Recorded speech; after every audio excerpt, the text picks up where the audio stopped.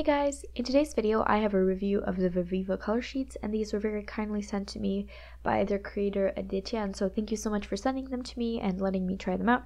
And by the way, this video was not sponsored if you're wondering. I'm just gonna try out these watercolors and tell you my honest opinion about them.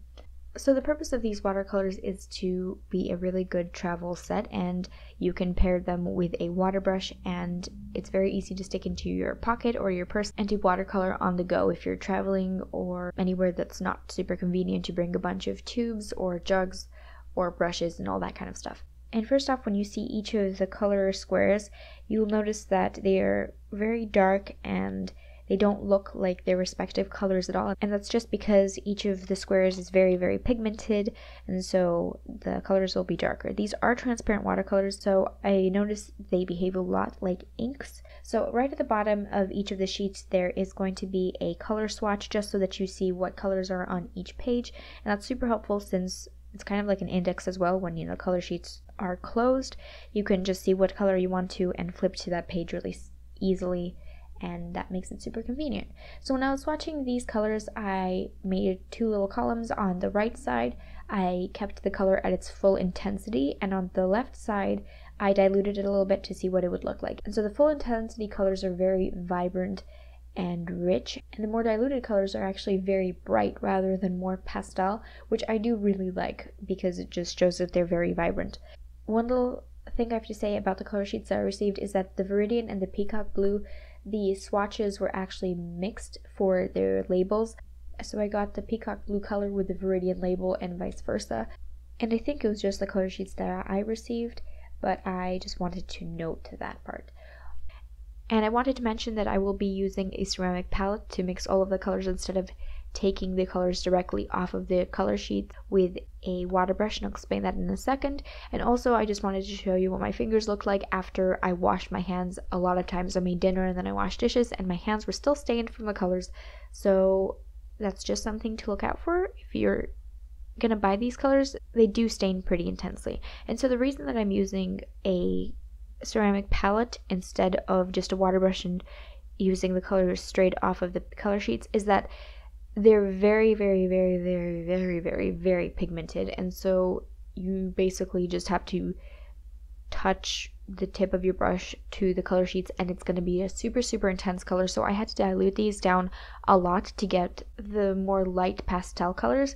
So I guess I could have used the transparent separating sheets, but it would have been a little bit too messy, I think, and so I didn't want to do that specifically. And so I'm going to be completely honest, I don't think that I would travel with watercolors, and if I did, I would probably grab a set that had an actual palette attached to it, such as the Winsor & Newton Cotman sketch set. And even though I don't really like those colors, I'd probably choose it over this palette just because it does have the palette attached to it.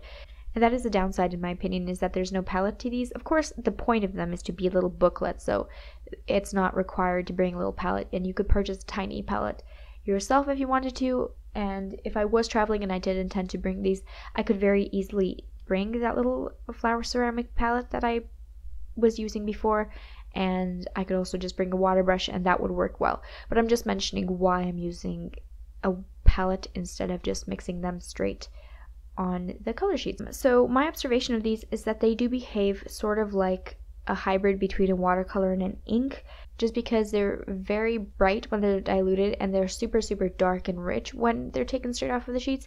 And also at the greatest concentration of pigment that I can get, they're still not super creamy or like milky. They're still very thin like inks, which is not a bad thing. It's just they are transparent watercolors, so that's the reason I kind of think they behave like inks. Also, when you layer them, for example, I layered the blue with the red, I didn't really get like a muddy brown color, I got more of a black color, and so that's another way they do behave like inks. The way the colors layer, they don't really mix with each other unless you purposefully reactivate them with more water.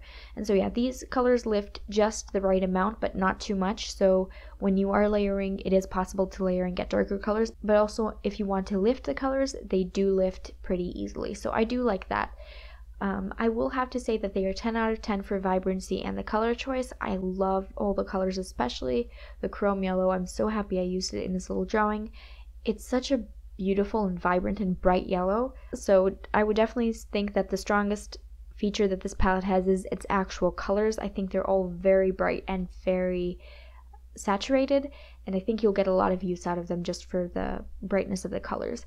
I don't really like the design of them because they are in this booklet form, which is my personal preference. It's not saying that they're not good for some people. I just guess for my workflow it doesn't work that well. Of course, the point of them is to be in a booklet. So for me, I just kind of don't like the idea of it rather than the actual way that the design was executed, because for what it is well made, it is good quality, and I do recommend it if you are looking at it right now and you think that you could get some use out of this.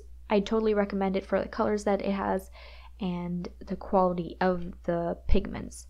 One thing that I have to mention is that if I do intend to travel with these, I will probably put them in a little plastic Ziploc bag, just because the colors do activate pretty much immediately, and since, as I said, they don't really get creamy or milky, the water kind of just runs on them. It's still very viscous.